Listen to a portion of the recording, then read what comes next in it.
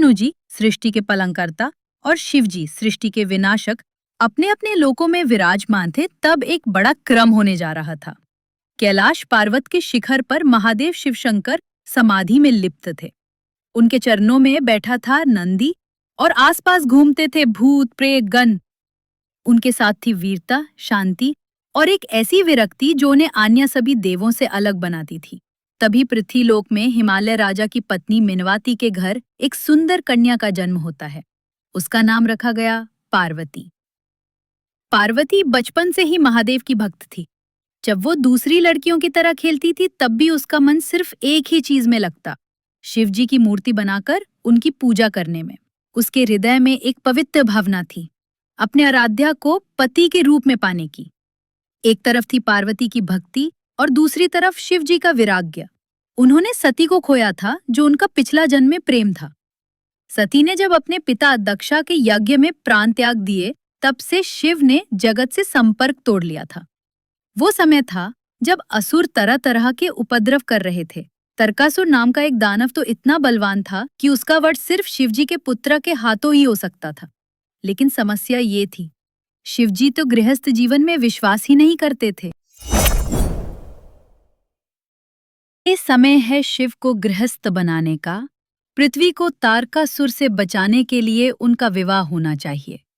विष्णु जी मुस्कुराए, लेकिन गाढ़ा चिंता भी उनके मन में थी। शिव को जगाना आसान नहीं है, पर पार्वती में वो शक्ति है।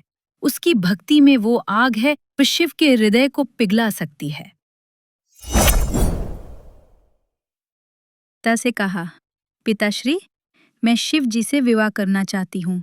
मैं उन्हें पाती के रूप में ही स्वीकार करूंगी। हिमालय राज कब्रे, बेटी, शिव तो विरक्ति हैं, वो गृहस्थ नहीं हैं। तुम क्यों अपने जीवन को तपस्या में जा रही हो? पार्वती बोली, मैं उनकी भक्त हूँ और ये जन्म उनकी सेवा और प्राप्त करने के लिए मिला है। और तब शुरू हुई पार्वती की कठिन तपस्या। उसने हिमालय के वनों में जाकर कठोर व्रत और ध्यान किया।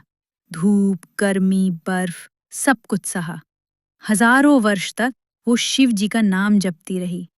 पार्वती की तपस्या इतनी कठिन थी कि देवता, ऋषि सब चकित रह गए। शिव को जगाना आसान नहीं है, पर पार्वती में वो शक्ति है, उसकी भक्ति में वो आग है जो शिव के हृदय को पिघला सकती है।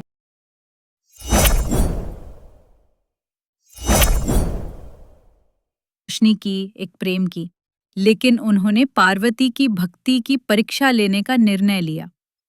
शिवजी ने अपना रूप बदला और एक सन्यासी के रूप में पार्वती के सामने आए। उन्होंने कहा, हे कन्या, तुम किस लिए इतनी कठिन तपस्या कर रही हो? पार्वती ने कहा, मैं महादेव शिव को पाती के रूप में पाना चाहती हूँ। सन्यासी रूप में शिव ने हंसकर कहा, तुम जैसी कोमल कन्या उस भिक्षुक को पाती बनाना चाहती हो जो शिवलिंग धारण करता है, भस्मा लगाता है, स्मशान में रहता है? तुम्हारा ये विचार तो समझ से पारे है।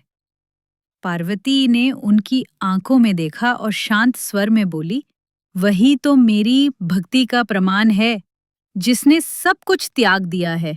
मैं उनकी भक्त हूँ, उनकी प्रेमिका हूँ, उन्हें अपना पाती बनाने का संकल्प ले चुकी हूँ। शिव जी उस पल पे पिघल गए। उन्होंने अपना असली रूप दिखाया।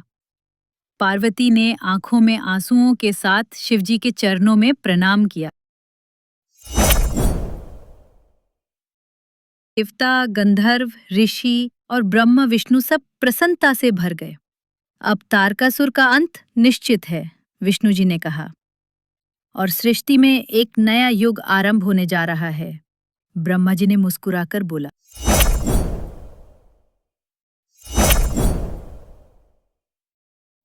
लेकिन क्या असुर शांत बैठेंगे? क्या तारकासुर किसी छल का प्रयोग करेगा?